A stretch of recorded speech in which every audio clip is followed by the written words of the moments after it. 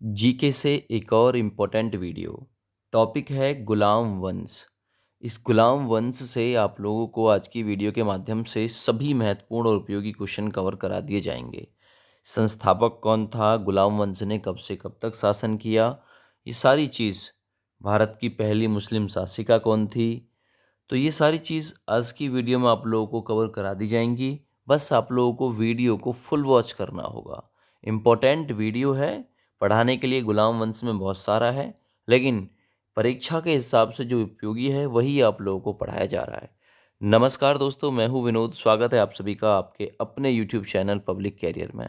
दोस्तों, आप लोग सपोर्ट करना बिल्कुल मत भूलिएगा। वीडियो को लाइक शेयर कमेंट करना बिल्कुल मत भूलिएगा। चलिए स्टार्ट करते हैं और सबसे पहला सवाल देखते हैं। सबसे पहला सवाल है, गुलाम वंश का संस्थापक निम्नलिखित में से कौन था?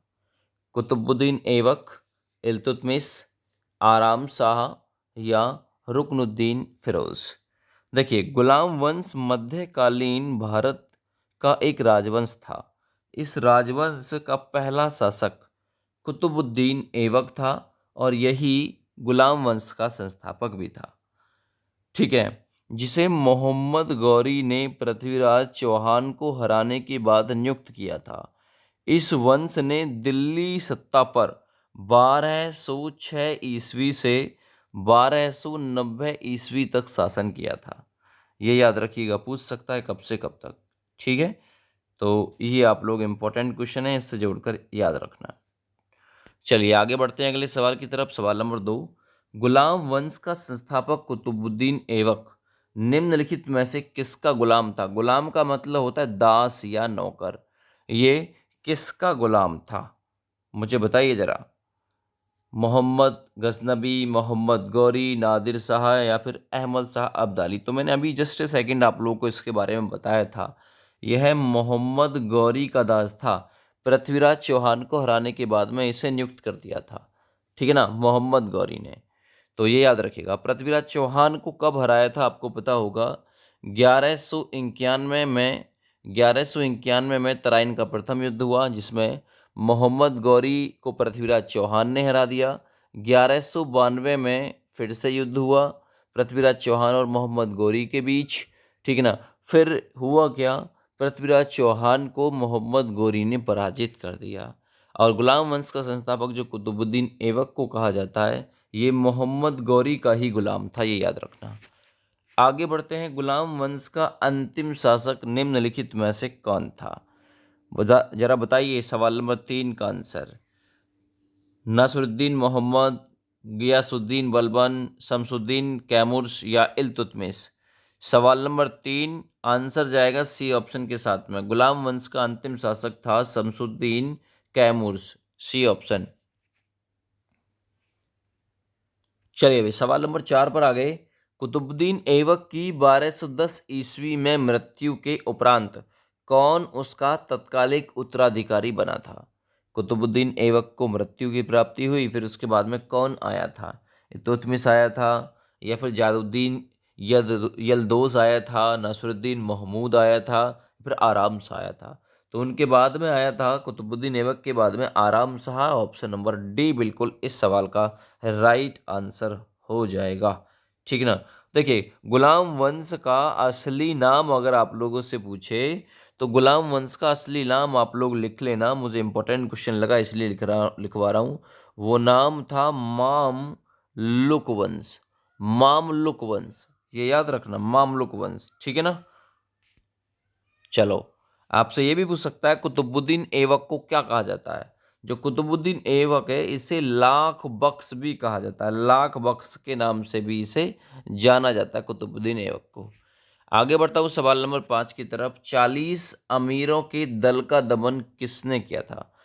40 अमीरों के दल का दमन किसने किया था? बलबन ने, रजिया सुल्तान ने, इल्तुतमिश ने या फिर आराम शाह? तो इस सवाल का राइट आंसर जाएगा बलबन के साथ में। और दमन करना है ना तो बल के साथ ही तो हो सकता है। तो 40 अमीर, वो भी 40, तो ये आप लोग इससे रिलेट करके याद रखना। सवाल नंबर 6 को देखो। मध्यकालीन भारत की प्रथम महिला शासिका कौन थी?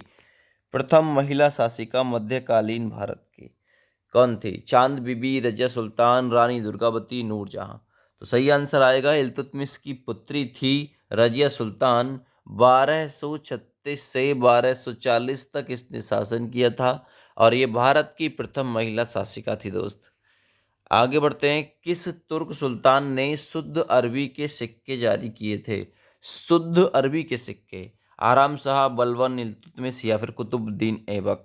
सवाल नंबर 7 इंपॉर्टेंट कर लेना, इल्तुतमिश, है ना। तो किस तुर्क सुल्तान ने शुद्ध अरबी के सिक्के जारी किए थे? इल्तुतमिश ने जारी किए थे। अगला क्वेश्चन करते हैं, सवाल नंबर 8। अगला क्वेश्चन है, कुवात उल इस्लाम मस्जिद का निर्माण निम्नलिखित में से किसने कराया था? कुवात उल इस्लाम, इस मस्जिद का निर्माण, देखिए कुवात आ रहा है ना, तो कुतुबुद्दीन ऐबक ने कराया था। ऑप्शन नंबर ए बिल्कुल इसमें राइट है, जिसे लाख बख्श के नाम से भी जानते थे। आगे बढ़ते हैं, किसे हराकर दिल्ली में गुलाम वंश की स्थापना की गई थी? तो ये क्वेश्चन मैंने आप लोगों को अभी जस्ट सेकंड बताया था। 1192 ईस्वी का युद्ध था गौरी और पृथ्वीराज चौहान के बीच। उसे हराने के बाद, तो भाई गौरी को हराया गया था, मतलब गौरी ने पृथ्वीराज चौहान को हराया था और फिर क्या हुआ, गुलाम वंश की स्थापना कर कुतुबुद्दीन ऐबक को नियुक्त कर दिया था। आगे बढ़ते हैं, दिल्ली की सल्तनत पर काबिज होने वाला मुस्लिम वंश कौन था? प्रथम प्रथम मुस्लिम वंश कौन था जो दिल्ली की सल्तनत पर आया था? तो वो था गुलाम वंश, ठीक है ना, गुलाम। ये सबसे पहला मुस्लिम वंश था जो दिल्ली की सल्तनत सत्ता पर इसने अधिकार किया था। आगे बढ़ते हैं, प्रसिद्ध पारसी पर्व नवरोज को भारत में निम्नलिखित में से किसने प्रारंभ किया था? नवरोज को किसने प्रारंभ किया था? 11वां क्वेश्चन इंपॉर्टेंट बन जाएगा। फिरोज तुगलक, बलबन, कुतुबुद्दीन ऐबक या फिर अलाउद्दीन खिलजी।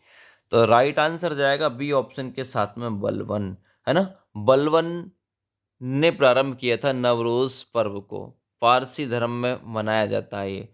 सुल्तान का अभिवादन करने के लिए सिजदा और पैबोस जो प्रथा थी, इसका नियम किसने जारी किया था? ये मोस्ट इंपॉर्टेंट क्वेश्चन है, ये एग्जाम में ऑलरेडी आ चुका है ना। तो पूछेगा सिजदा और पैबोस नामक जो अ, नियम है ये किसने जारी किया? इल्तुतमिश, गयाउद्दीन तुगलक, फिरोज शाह तुगलक या फिर बलबन?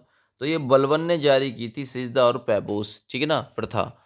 आगे बढ़ते हैं, गुलाम वंश को अन्य किस नाम से जाना जाता है? मैंने जस्ट ए सेकंड आप लोगों को कुछ समय पहले ही बताया है इसका।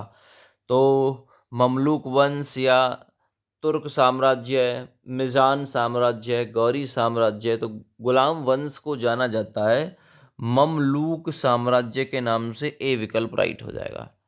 अगला सवाल करूंगा, रजिया सुल्तान का शासनकाल कितने वर्ष का था?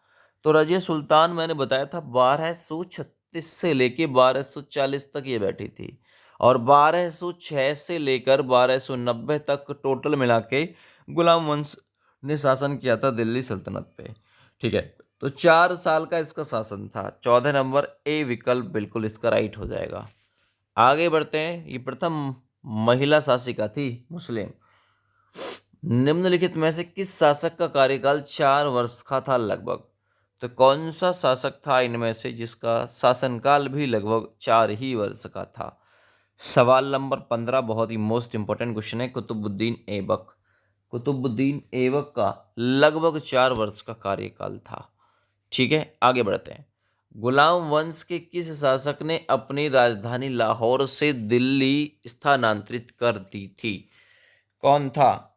सवाल नंबर 16, जिसने लाहौर से दिल्ली स्थानांतरित कर दी थी राजधानी, तो वो था इल्तुतमिश। इल्तुतमिश था, ऑप्शन ए विकल्प राइट है।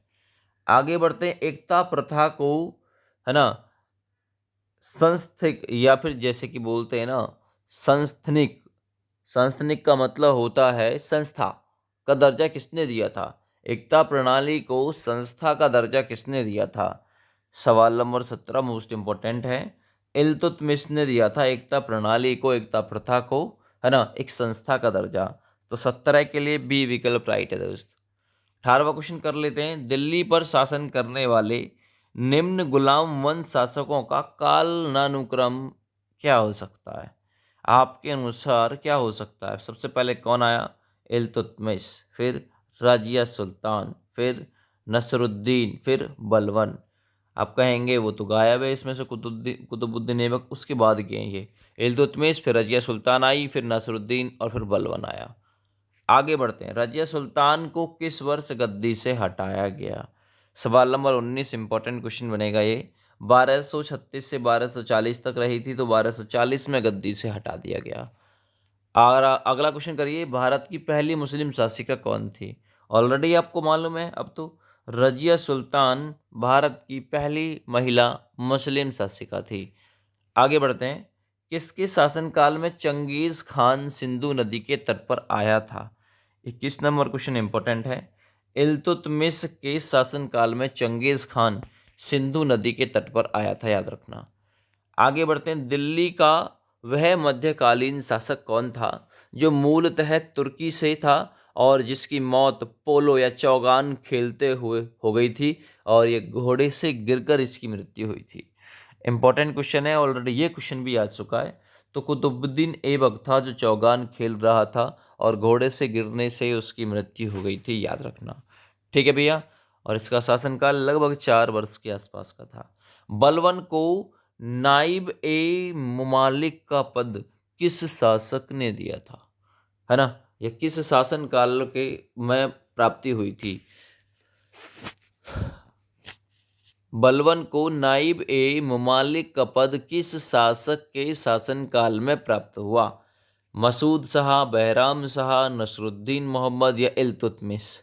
सवाल नंबर 23 इंपॉर्टेंट कर लेना, सही जाएगा। नसरुद्दीन महमूद के शासनकाल में नाइब ए मुमालिक का पद प्राप्त हुआ था। आगे बढ़ते हैं। भारत में एकता प्रथा का प्रचलन निम्नलिखित में से किसने कराया था? एकता प्रथा भारत में पूछे तो, अगर भारत में पूछे तो इल्तुतमिश, एकता इल्तुतमिश, याद रखना। ऑप्शन 24 का सी सही हो जाएगा। 25 नंबर क्वेश्चन कर लो। निम्नलिखित में से एक इल्तुतमिश से संबंधित नहीं है। क्या संबंधित नहीं है भाई? दिल्ली को अपनी राजधानी बनाए, ये तो है भाई। खलीफा से खिलअत प्राप्त की, ये भी ठीक है। टका और जीतल मुद्रा जारी की, तो आपसे पूछ सकता है टका और जीतल मुद्रा किसने जारी की? इल्तुतमिश ने। खलीफा से खिलफत प्राप्त किसने की? इल्तुतमिश ने।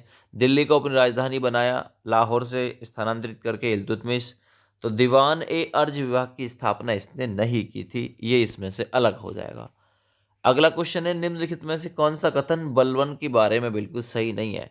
एकताओं का पुनर्ग्रहण किया, ठीक है, चलो आगे। अफरा सियाब वंश से संबंध। अगला दरबारी वैभव, ये चालीसा का सुदृढ़ीकरण, चालीसा का सुदृढ़ीकरण, है ना, सुदृढ़ीकरण, ये इसमें से सही नहीं है। तो 26 का डी विकल्प बिल्कुल राइट इसमें से हो जाएगा। ठीक है जी।